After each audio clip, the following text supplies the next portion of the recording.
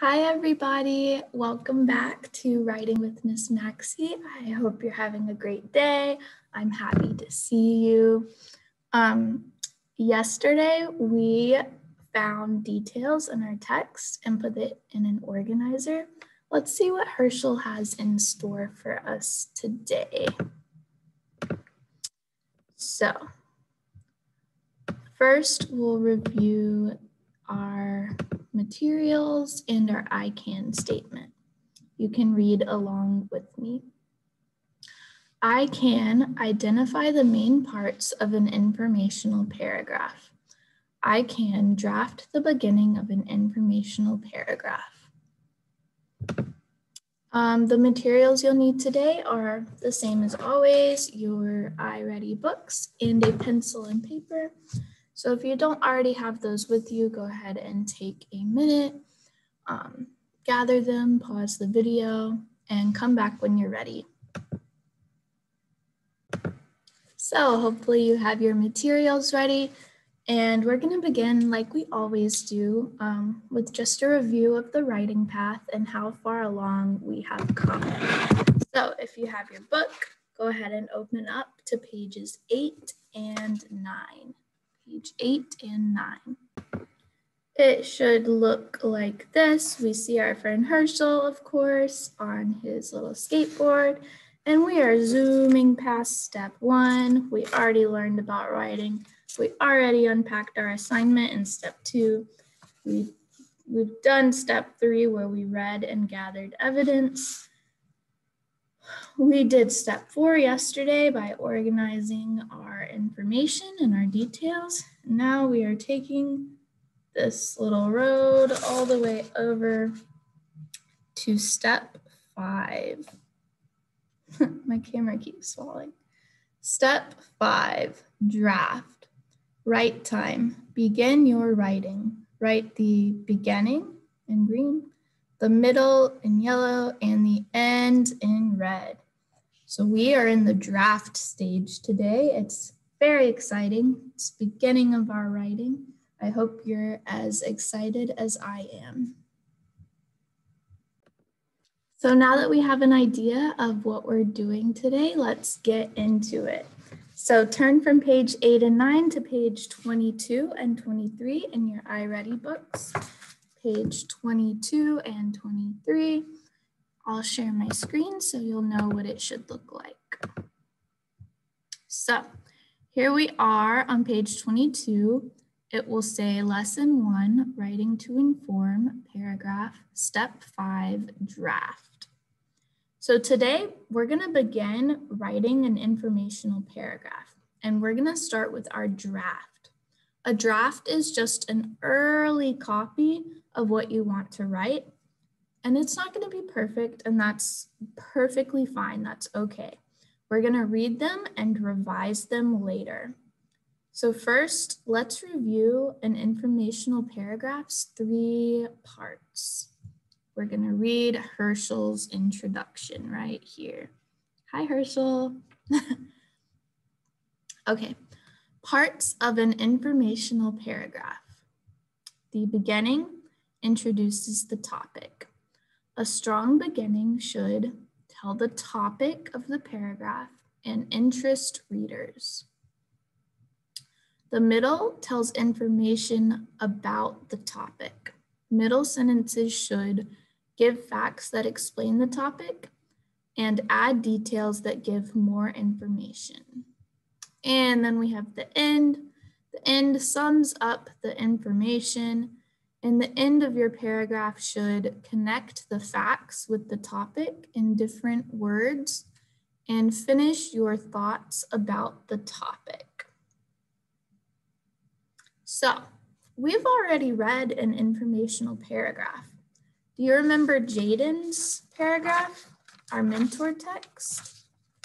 We can go back to page 11 to review Jaden's informational paragraph. So flip back in your book to page 11, where we see what he wrote. Special clothes for a special day.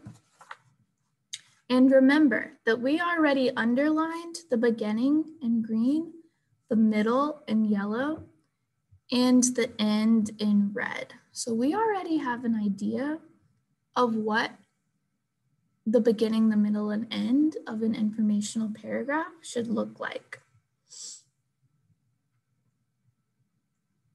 So take a minute to review this mentor text, the beginning, the middle, and the end. And then I'm going to ask you a couple of questions. And again, I just want you to be able to pause your video whenever you need to. This is at your own pace, so don't worry about if you need to pause it, because you can just unpause it when you're ready and keep going. So after you've taken a minute to review the mentor text, my first question for you is, what might a writer do to interest readers at the beginning? What might a writer do to interest readers at the beginning? You can pause your video if you need time to think. You can whisper your answer to the screen, and we'll keep going. One of the answers you might have thought of is that a writer might interest readers at the beginning by asking a question or telling an interesting fact. But maybe you said something else, and that's okay too. My next question for you is, why should the middle include definitions? Why should the middle of your informational text include definitions? That's right. The middle should include definitions to tell us information and to make sure readers understand it. And my third question for you, why is it important to sum up the information at the end? Why is it important to sum up the information at the end? Go ahead and whisper your answer. Pause if you need more time to think. You might have said that it's important to sum up the information at the end to remind the reader of the topic of the paragraph and connect facts to it. Okay, so thank you for answering my questions. And let's get started writing, guys. Who's ready? I know I am. We're gonna write the beginning.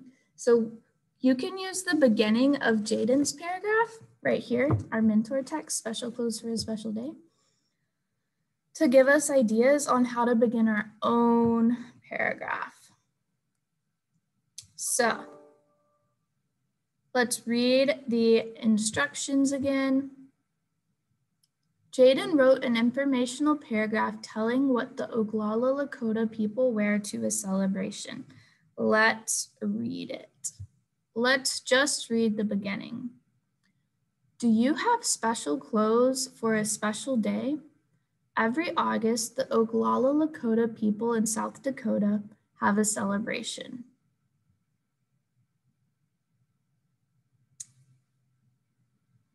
They dress like their ancestors.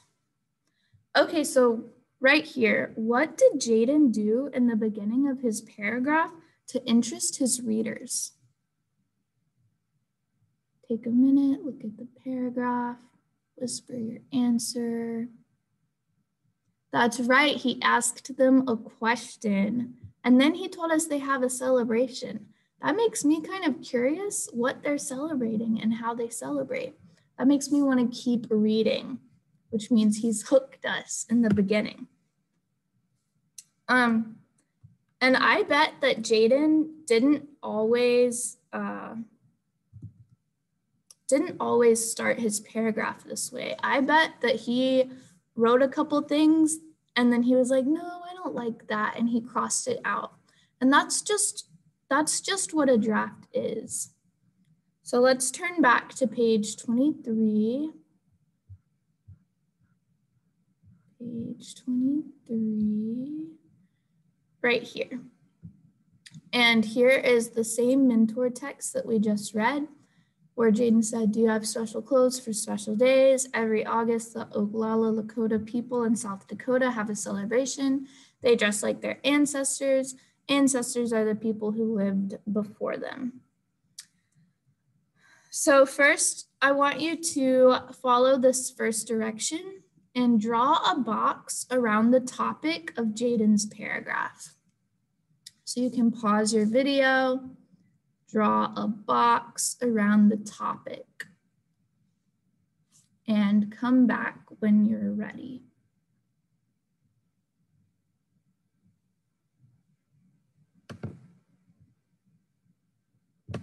Okay, so hopefully you have taken the time to pause your video and come back. I'm going to show you what I would have drawn a box around for the topic, but if yours is slightly different, that is okay. I think the topic is right here. Because do you have special clothes for special days? Well, we know the rest of his paragraph isn't really about my special clothes for my special days. It's about the Oglala Lakota and their celebration where they dress like their ancestors. So I think this part that I've put a box around is the topic.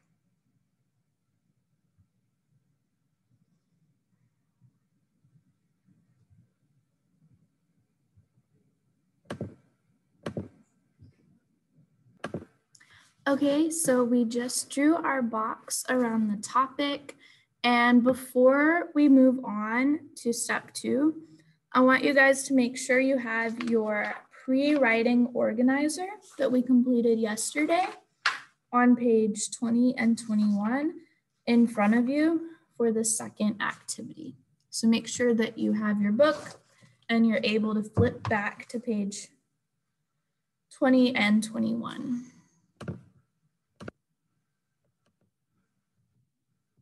Okay, when you have that in front of you, let's read number 2.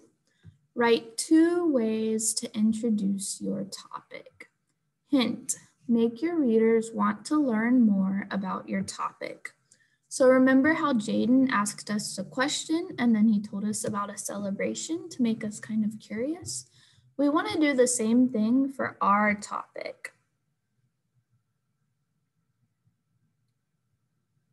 So you can pause your video here, write 2 ways to introduce your topic, and make sure if you need an idea, you're looking at page 20 and 21 where we filled out our organizer. And come back when you are done.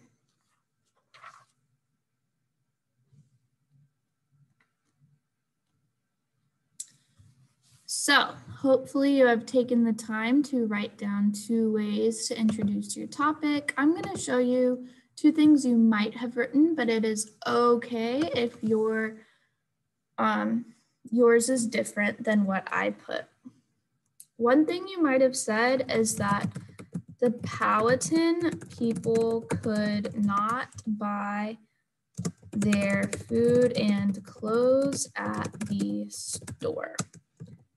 They used resources in nature.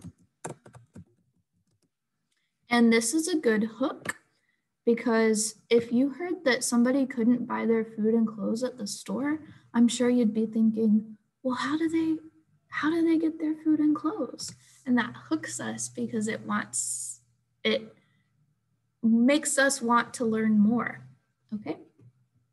So another hook that I thought of was right here. Let me write it for you. This one starts with a question. Where do you get food and clothes? The Powhatan people used resources in nature for these needs. Okay, and this does basically the same thing. It hooks us with a question, and then it tells us a little more to intrigue us and get us to read more. All right, So these are just some examples of ways you could introduce your topic. If you need a little more time to read them or think about them, feel free to pause the video. I'm going to clear them so we can keep going down to our independent practice. So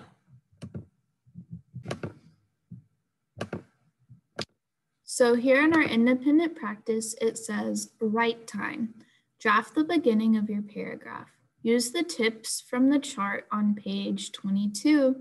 Okay, guys, so we are really starting our writing now. We've done our research, we've done our organizing, we've written an idea of a way to introduce our topic, and now we're ready to begin our draft. You can turn to page 34 in your books. I'll show you.